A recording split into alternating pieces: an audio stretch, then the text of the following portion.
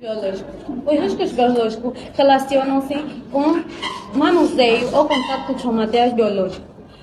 E esses riscos podem ser, bem dizer, riscos biológicos. Os riscos biológicos estão relacionados com contato com materiais biológicos e animais infectados. E agentes. Vou repetir.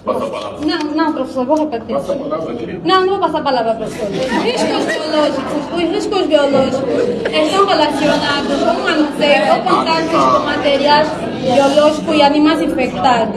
E agentes nocivos que são vírus, bactérias e fungos. Esses riscos são responsáveis por doenças contaminantes. Olá pessoal, Audição Mualengue, orientador de TFC.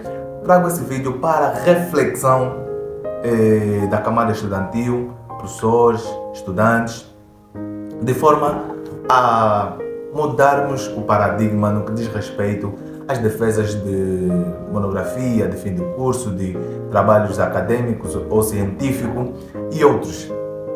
É bem verdade que a gente, quando está em frente, ou a gente quando vai falar em público, acontece que muitos são os fatores que têm feito com que a nossa defesa seja atrapalhada ou muitas vezes não satisfatória a nós, nem tampouco o próprio público. O frio na barriga, o calor, as mãos trêmulas, a vontade de urinar, são fatores que muitas vezes têm feito com que nós nos sentimos mal ao defender ou a fazer uma apresentação de trabalhos acadêmicos. Mas tudo isso muda quando o estudante prepara-se, quando o estudante estuda o trabalho ou quando o estudante tem o domínio do trabalho. No meu livro TFC do Físico até a apresentação na prática, ele vem espelhar formas, métodos que os estudantes podem utilizar para poderem superar esta fase ou essa preocupação ou essa tendência que nós temos de defesa. Mas também, refletindo na defesa desta aluna, eu senti que ela não estava preparada para a defesa.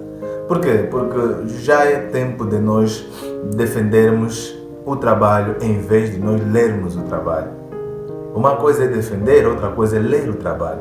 Quando você vai defender o trabalho é porque você já estudou em casa, já preparou a matéria que você vai apresentar. Por quê? Porque naquele momento você é o professor.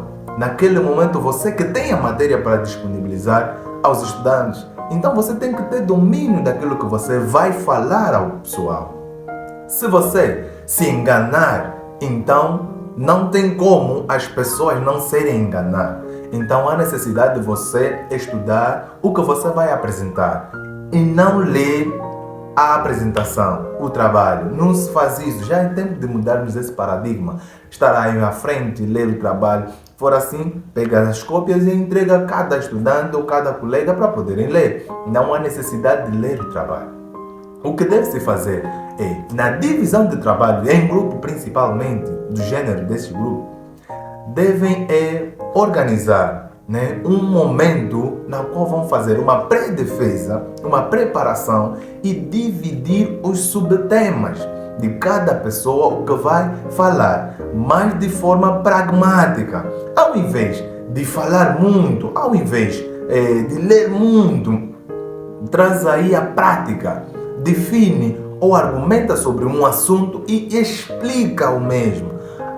Ao invés de estar a falar muita coisa, porque trabalho em grupo, obviamente que a repartição vai ser em módulos ínfimos ou pequenos. Então não há necessidade de estarmos aí a falar muito, ao invés de sermos pragmáticos, de falarmos ou de explicarmos mais aquilo que nós queremos apresentar.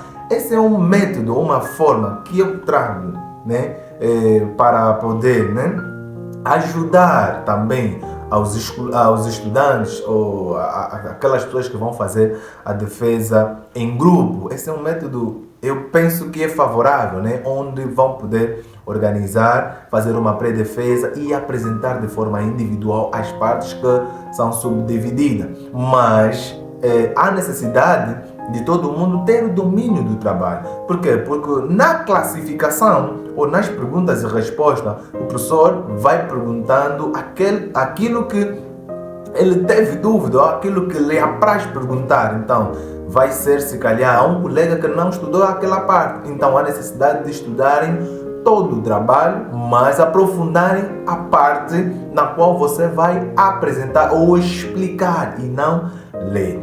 Agora, na parte que o professor disse, ou passa a palavra à aluna, passa a palavra a outro colega, na minha condição, eu penso que também faria o mesmo.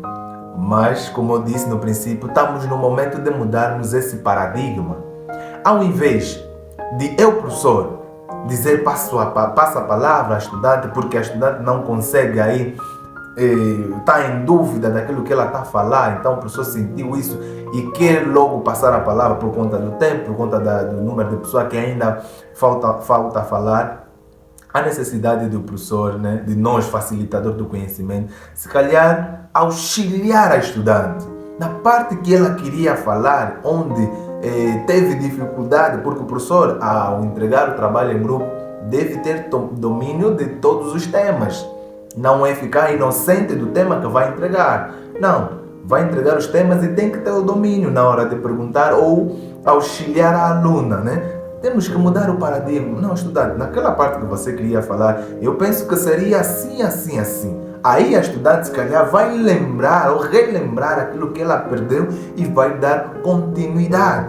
Ao invés de falarmos, a estudante passa a palavra, porque isso acaba baixando a aluna, fazendo pensar que se o professor disse para passar a palavra é porque a minha defesa até o momento não está a ser boa. Então aí há um choque térmico naquilo que é a apresentação da estudante e bloqueia, como vimos neste vídeo que acabou de apresentar ou demonstrar para vocês. Então, colegas, a camada estudantil, professores, estudantes, a defesa não é fácil, ou estar à frente para poder falar de um trabalho não é fácil. Então, vamos evitar o sorriso por alguém que está a falar alguma coisa lá na frente, porque não se sabe o momento daquele estudante, mas isso não descura a ideia de que temos de estar preparados para podermos apresentar um bom trabalho. Então, se gostou desse vídeo, curte aí. Se tem opiniões com relação a esse vídeo que eu aí apresentei, então também escreva aí nos comentários ideias, opiniões, estou disposto a receber e muito obrigado, tchau!